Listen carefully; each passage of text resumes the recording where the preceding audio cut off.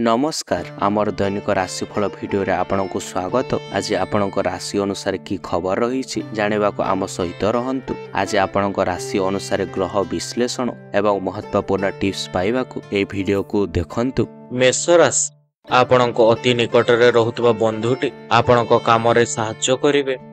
सहकर्मी अनुगत्य फल रे कर्म क्षेत्र स्वाधीन भाव रे कार्य करिवारे आपण माने सुजोग पाई परिबे। आपण जहा आशा करुथिले आज ताहा सहज एवं सुविधा रे पाई परिबे। कला साहित्य संगीत क्षेत्र रे आपण सुनाम अर्जन करि परिबे। आज परोक्ष शत्रुता करथवा लोक मानक ठारु दूरै रहिबा आपणक पय भलो हेबो। आपणक कार्य सकाशे वर्ष बंधु सहाय्य करबा को आगो को आसी पारंती। कृति एवं कृतित्व सकाशे संतानक खुशी रे खुशी होई पारंती। बाहर दीर्घ समय कटाइबा को केंद्र करे निजर घर बा लोक मानकु कफायत देवा को पड़ी पारे। आज आपणक शुभ रंग होची लाल, शुभ संख्या होची 9 एवं प्रतिकार पई मंगलांक मंत्र पाठ करंतु। वृष राशि अन्य मानको भूल धारणा जोगु भल काम करी मध्य निंदा सुनी पारंती। चलचित्र साहित्य सांबादिकता कला संगीत क्षेत्र शुभ फल पाई परिबे। क्रय विक्रय क्षेत्र सतर्क न रहिले आपण ठकामी रे पड़ी पारंती। एकाधारे शारीरिक एवं मानसिक असुस्थता वशतः केतेक कामटी स्थगित रही पारे। संतानक दीर्घ दिनर समस्या समाधान चिंता मन को आंदोलित करि पारे। बहु प्रतीक्षित खबरटी आज अपराह्न रे पाई अनुभव आपण खुशी करि पारंती। आगामी कालीर आनुष्ठानिक कार्य सकाशे प्रस्तुति पर्व जोरदार लगाई पारंती। यात्रा वाणिज्य स्थगित कार्य एवं विवादीय घटना को नहीं व्यस्तता आपणक लागी रही पारे। आज आपणक शुभ रंग होची धला, शुभ संख्या होची 6 एवं प्रतिकार पई शुक्रंक गायत्री मंत्रटी पाठ करंतु। मिथुन राशि दीर्घ दिन ऋण प्रतिशोध न करि परिबा कारणरु करजदातांक चाप वृद्धि पाई पारे। आईन अदालतर राय सपक्ष रे जीवारु सामयिक खुशी रही पारंती। आलोचना प्रसंग रे भाव प्रवणता जोगु मनोबल ह्रास पाई पारे। जानवाहन प्रति सतर्कता अवलंबन करंतु। बंधुक प्रेरणा रे नूतन काम सकाशे आपण टिके चेष्टा करि पारंती। पारिवारिक क्षेत्र रे समस्या को सहज रे समाधान करिवारे आपण माने सफल होई पारंती। साधारण घटना रे वितर्क जनित बंधुक सहित संपर्क हानि जोगु चिंता प्रकाश करि पारंती। समस्या समाधान क्षेत्र रे उपरिस्थंक ठारु प्रतिश्रुति पाई आपण टिके आश्वस्त अनुभव करि पारिबे। आज आपणक शुभ रंग होची सबुज, शुभ संख्या होची 5 एवं प्रतिकार पई आपण विष्णुंक सहस्र नामटी पाठ करंतु। कर्कट राशि बाकी पड़िथबा अर्थ आदाय रे आपण माने टिके सक्षम होई पारंती। आज प्रत्युषर यात्रा रे आपण सफलता पाई परिबे। लक्ष्य पूर्ण होई जिवो। प्रतिवेशींक संपर्क मधुर रहिबारे आपणक कौशलपूर्ण कार्यकलाप आपणक सहायक होई पारे। प्रत्येक क्षेत्र रे चुप रही बसिबा अपेक्षा किछि करिबा ठीक रहिबो। परोक्ष शत्रुता कारणरु समस्त प्रकार सुविधा थिले मध्य केतेक काम अधूरा रही जाय पारे। शिल्प वाणिज्य परिवहन क्रीड़ा चलचित्र रे समस्या समाधान रो आशा रहूची। मूल्यहीन कथा को केंद्र करी परिवार अंतर्द्वंद लागी समाधान रो आशा रहूची।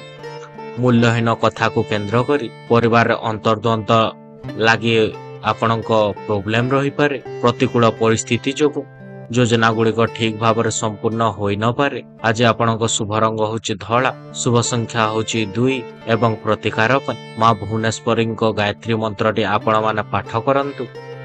सिंह राशि पारिवारिक स्थिति पूर्व परि शांति रही पारे। इच्छा नथिले मध्य ऑफिस काम पे दूर स्थान को जीवा को बाध्य होई पारंती। सामाजिक स्तर उच्च सम्मान पाइबा सहित बंधु वर्गक द्वारा प्रशंसित हेबे। किणा बिकारे ठकामी रे आपण माने पड़ी पारंती। समस्त प्रकार सुविधा सुजोग सृष्टि कले मध्य अन्य मानकु संतुष्ट करिवारे आपण विफल होई पारंती। पूर्वर कलह संपर्क थमी नथिबारु पारिवारिक स्थिरता हठात आसी न पारे। पूर्वर कलह संपर्क थमी नथिबारु आपणक परिवार रे जो अस्थिरता आसीबो ताहा ठीक हेई पारिबो नाही। सामाजिक स्तर साहित्य वैषयिक क्षेत्र आपण माने टिके प्रशंसित होई पारंती। प्रवास रे बंधुक सानिध्यरु आपण माने लाभ पाई परिबे। एकांत बोध ह्रास पाई पारे। आज आपणक शुभ रंग होची नारंगी, शुभ संख्या होची 1 एवं प्रतिकार पई मां बापा बा गुरुजन मानकु आपण प्रणाम करंतु। कन्या राशि ଶାରୀରିକ ଏବଂ ମାନସିକ ସ୍ଥିତି ଆପଣଙ୍କ ଭଲ ରହିପାରେ। ବିଭିନ୍ନ ଦିଗରୁ ଅର୍ଥ ରୋଜଗାର କରିପାରିବେ ଏବଂ ପରିବାର ସ୍ଥିତିର ଉନ୍ନତି ଆପଣଙ୍କ ଦେଖା ଦେଇପାରେ। ଶତ୍ରୁମାନେ ସେମିତି କିଛି ଅସୁବିଧା ଆଉ କରିପାରିବେ ନାହିଁ। ପ୍ରଶାସନ, ପ୍ରକାଶନ, ଅଧ୍ୟୟନ ଏବଂ ଅଧ୍ୟାପନା ଏବଂ ସାମ୍ବାଦିକ କ୍ଷେତ୍ରରୁ ଆପଣ ଶୁଭ ଫଳ ପାଇପାରନ୍ତି। ଜନାଗମନ କାର୍ଯ୍ୟରେ ନିଜକୁ ନିୟୋଜିତ କରି ଆପଣ ପ୍ରଶଂସିତ ହୋଇପାରନ୍ତି। ଜମିଜମା, ଗୃହ ସୀମା କିମ୍ବା ଘର ଭଡ଼ାକୁ କେନ୍ଦ୍ର କରି ସାମାନ୍ୟ ଟିକେ ଝଗଡ଼ା ଲାଗି ରହିପାରେ। ଯାନ୍ତ୍ରିକ ଶିଳ୍ପ, ବାଣିଜ୍ୟ, ବ୍ୟବସାୟ ଏବଂ ପରିବହନ କ୍ଷେତ୍ରରେ ଆଶାନୁରୂପ ଫଳ ପାଇପାରିବେ। ପରିବାରରେ ଖର୍ଚ୍ଚ ପରିଣାମ କ୍ରମଶଃ ବୃଦ୍ଧି ପାଇବାରୁ ଆପଣ ଟିକେ ଚିନ୍ତାରେ ରହିପାରନ୍ତି। ଆଜି ଆପଣଙ୍କ ଶୁଭ ରଙ୍ଗ ହେଉଛି ସବୁଜ, ଶୁଭ ସଂଖ୍ୟା ହେଉଛି 5 ଏବଂ ପ୍ରତିକାର ପାଇଁ ସକାଳୁ କିଛି ଖାଦ୍ୟ ପକ୍ଷୀମାନଙ୍କୁ ଆପଣ ଟିକେ ଖାଇବାକୁ ଦିଅନ୍ତୁ। ତୁଳା ରାଶି ଦମ୍ପତି ମାନଙ୍କ ସନ୍ତାନ ଲାଭର ଯୋଗ ରହୁଛି। ରାଜନୀତିରେ ସୁନାମ ଅର୍ଜନ କରିପାରିବେ। ଶିଳ୍ପ, ବାଣିଜ୍ୟ ଏବଂ ବ୍ୟବସାୟରେ ଆଂଶିକ ସଫଳତା ପାଇପାରିବେ। ଉଚ୍ଚ ବର୍ଗର ଲୋକମାନଙ୍କ ସଂସ୍ପର୍ଶରେ ଆସି ଆପଣ ଟିକେ ଉପକୃତ ହୋଇପାରନ୍ତି। ନିଜର ଲୋକପ୍ରିୟତା କାରଣରୁ ଶତ୍ରୁମାନଙ୍କ ଠାରୁ ମଧ୍ୟ କାମ ହାସଲ କରିପାରନ୍ତି। ଶାରୀରିକ ସୁସ୍ଥତା ଅକ୍ଷୁଣ୍ଣ ରହିବା ସହିତ ପ୍ରିୟଜନଙ୍କ ଶୁଭବାର୍ତ୍ତା ଆପଣଙ୍କ ମନକୁ ଆହ୍ଲାଦିତ କରିପାରେ। ପୁରୁଣା କଥାକୁ ମନ ଭିତରେ ସ୍ଥାନ ଦେବା କାରଣରୁ ଆପଣଙ୍କ ଚିନ୍ତା ନକ୍ଷତ୍ରର ମନଟା ଭାରି ଅଲଗା ଲାଗିପାରେ। ଶିଳ୍ପ, ବାଣିଜ୍ୟ ଏବଂ ପରିବହନ କ୍ଷେତ୍ରରେ ସନ୍ତୋଷଜନକ ଫଳ ପାଇପାରିବେ। ଜମି ବିବାଦ ଏବଂ କଚେରୀ ମାମଲାରେ ସମାଧାନ ହେତୁ ଆଶ୍ୱସ୍ତି ଅନୁଭବ କରିପାରନ୍ତି। ଆଜି ଆପଣଙ୍କ ଶୁଭ ରଙ୍ଗ ହେଉଛି ଧଳା, ଶୁଭ ସଂଖ୍ୟା ହେଉଛି 6 ଏବଂ ପ୍ରତିକାର ପାଇଁ କମଳାଙ୍କ ଗାୟତ୍ରୀ ମନ୍ତ୍ରଟି ପାଠ କରନ୍ତୁ। ବିଛା ରାଶି କର୍ମକ୍ଷେତ୍ର ସମସ୍ୟା ଆସିଲେ ମଧ୍ୟ ପ୍ରତିହତ କରିବାର ସାମର୍ଥ୍ୟ ରହିପାରେ। ଅନ୍ୟମନସ୍କତା କାରଣରୁ କେତେକ ଭୁଲ କରିପାରନ୍ତି। କାର୍ଯ୍ୟ ସାଧନା ପରିସରରେ ସହକର୍ମୀଙ୍କ ସାମାନ୍ୟ ତିକ୍ତତା ସୃଷ୍ଟି ହୋଇପାରେ। କରଜଦାତାଙ୍କ ଆପଣଙ୍କ ଚାପ ବୃଦ୍ଧି ପାଇବାରୁ ଆପଣଙ୍କ ଟିକେ ବ୍ୟସ୍ତତା ବଢ଼ିପାରେ। କର୍ମକ୍ଷେତ୍ର ମନ ବୁଝିଲା ପରି କଥା କହି ଆପଣ ବନ୍ଧୁମାନଙ୍କୁ ପାଖକୁ ନେଇପାରନ୍ତି। ମନୋରଞ୍ଜନରେ ବନ୍ଧୁ ମିଳନରେ କିମ୍ବା ସଭା ସମିତିରେ ଯୋଗ ଦେବାର ସୁଯୋଗ ପାଇପାରନ୍ତି। ପାରିବାରିକ କ୍ଷେତ୍ରରେ ସାଧାରଣ କଥାକୁ କେନ୍ଦ୍ର କରି ଆପଣଙ୍କ ଟେନସନ ବଢ଼ିପାରେ। ନିଜର ମନେ ହେଉଥିବା କେତେକ ଲୋକମାନେ ଅପ୍ରଚାର ଚଳାଉଥିବାରୁ ଆପଣ ଟିକେ ଲକ୍ଷ୍ୟ କରିପାରିବେ।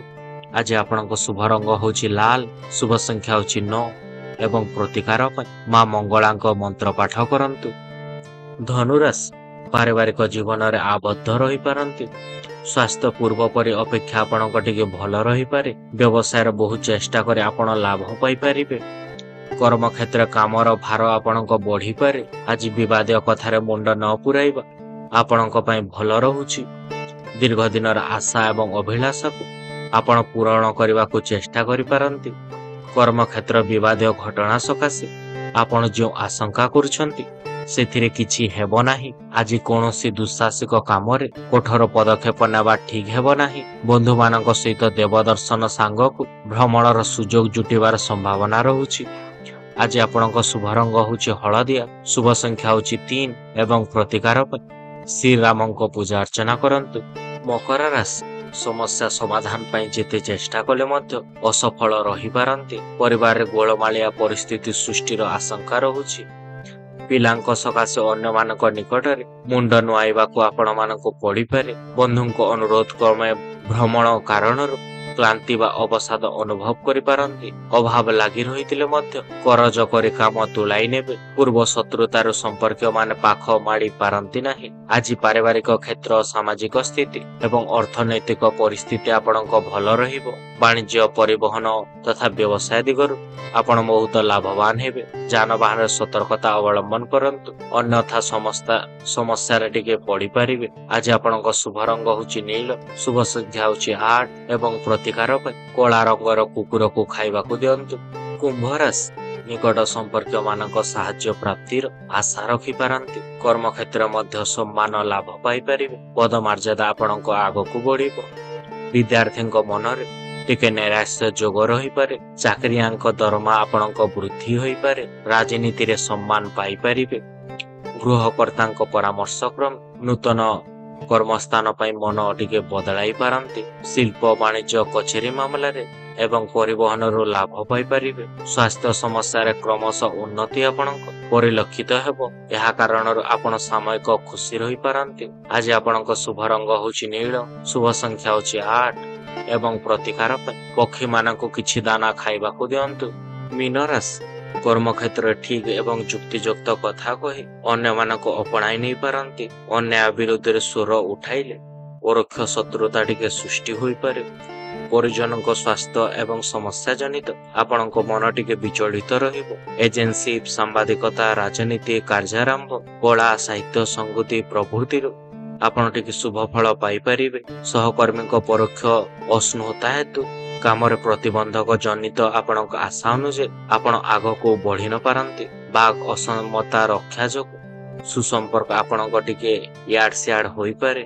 ବ୍ୟବସାୟରେ ଆପଣଙ୍କୁ ଟିକେ ଲାଭ ମିଳିବ, ମାତ୍ର ପରିସ୍ଥିତି ବଶତଃ ଅନ୍ୟ ବାଟରେ ବ୍ୟୟ ହେବାର ମଧ୍ୟ ସୂଚନା ମିଳୁଛି। ପଡୋଶୀଙ୍କ ଜରିଆରେ କୌଣସି ଖୁସି ଖବର ପାଇ ଆପଣଙ୍କ ମନଟି ଖୁସି ରହିବ। ଆଜି ଆପଣଙ୍କ ଶୁଭ ରଙ୍ଗ ହେଉଛି ହଳଦିଆ, ଶୁଭ ସଂଖ୍ୟା ହେଉଛି 3 ଏବଂ ପ୍ରତିକାର ପାଇଁ ଓಂ ବ୍ରୁଂ ବ୍ରୁଂ ବୃହସ୍ପତି ନମଃ ଏହି ମନ୍ତ୍ରଟିକୁ ଆପଣମାନେ ଜପ କରନ୍ତୁ। ଧନ୍ୟବାଦ ଆମ ସହିତ ଥିବାକୁ। ଆଶା କରୁଛୁ ଆପଣ ଆମ ଭିଡ଼ିଓଟିକୁ ଉପଭୋଗ କରିଛନ୍ତି। ଯଦି ଆପଣଙ୍କୁ ଏହା ଭଲ ଲାଗିଥିଲା ତେବେ ଲାଇକ୍, ସେୟାର, ସବସ୍କ୍ରାଇବ୍ କରିବାକୁ ଭୁଲନ୍ତୁ ନାହିଁ। ଆମେ ଆପଣଙ୍କ କମେଣ୍ଟ ବା ମତାମତର ଅପେକ୍ଷାରେ ରହୁଛୁ। ପରବର୍ତ୍ତୀ ଭିଡ଼ିଓ ପାଇଁ ଜଡ଼ିତ ରୁହନ୍ତୁ ଏବଂ ଆସନ୍ତା ସମୟ ପର୍ଯ୍ୟନ୍ତ ଆପଣଙ୍କ ଉପରେ ମହାପ୍ରଭୁ ଜଗନ୍ନାଥଙ୍କ ଆଲୋକ ବର୍ଷା ହେଉ।